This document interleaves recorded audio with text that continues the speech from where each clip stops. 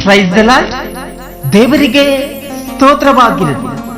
ಈ ದಿನದ ದೇವರ ವಾಗ್ದಾನವು ಕೀರ್ತನೆ 62ನೇ ಅಧ್ಯಾಯ 8ನೇ ವಚನದಲ್ಲಿ, ಜನರೇ ಯಾವಾಗಲೂ ಆತನನ್ನೇ ನಂಬಿ ನಿಮ್ಮ ಹೃದಯಗಳನ್ನು ಆತನ ಮುಂದೆ ಬಿಚ್ಚಿರಿ, ದೇವರು ನಮ್ಮ ಆಶ್ರಯವು.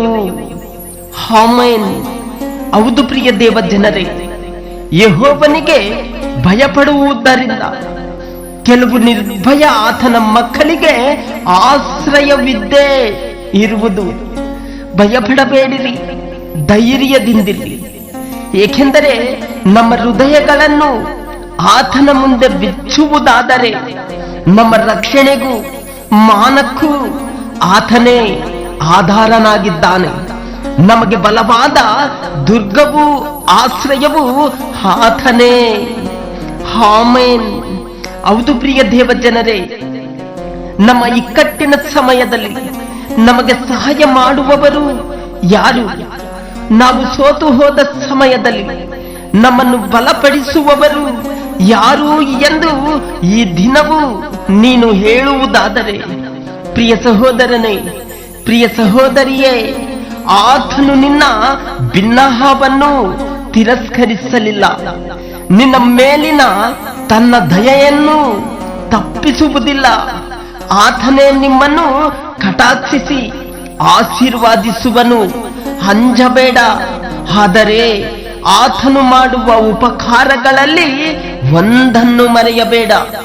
ದೇವರೇ ನಿನಗೆ ಆಶ್ರಯ ಸ್ಥಾನವಾಗಿದ್ದಾನೆ. ಆತನ ದಯೆಯು ನಿನಗೆ ಮುಂಬಲವಾಗಿರುವುದು. ಆತನ ಕೃಪಾ ವಾತ್ಸಲ್ಯವು ನಿಂತು ಹೋಗುವುದೇ ಇಲ್ಲ. ಧೈರ್ಯದಿಂದಿರು. ಪ್ರಿಯ ದೇವ ಜನರೇ, ನಾವು ಜೀವಿಸುವುದಾದರೆ ಆತನಿಗಾಗಿಯೇ ಎಂದು ನಿಮ್ಮ ಹೃದಯಗಳನ್ನು ಆತನ ಮುಂದೆ ಬಿಚ್ಚುವುದಾದರೆ ಆತನ ಕೃಪಾ ಸತ್ಯತೆಗಳು ನಿಮ್ಮನ್ನು ಚೈತನ್ಯಪಡಿಸುತ್ತದೆ.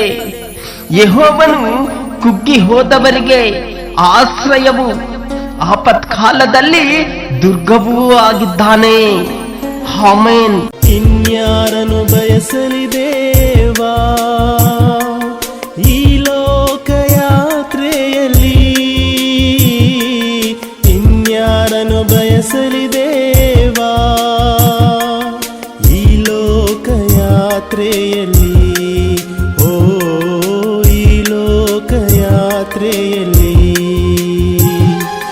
ನಂದೇವರೇ, ನನ್ನೇಸುವೆ, ಇಹಲೋಕದಲ್ಲಿ ನನಗೆ ನೀನಪ್ಪ.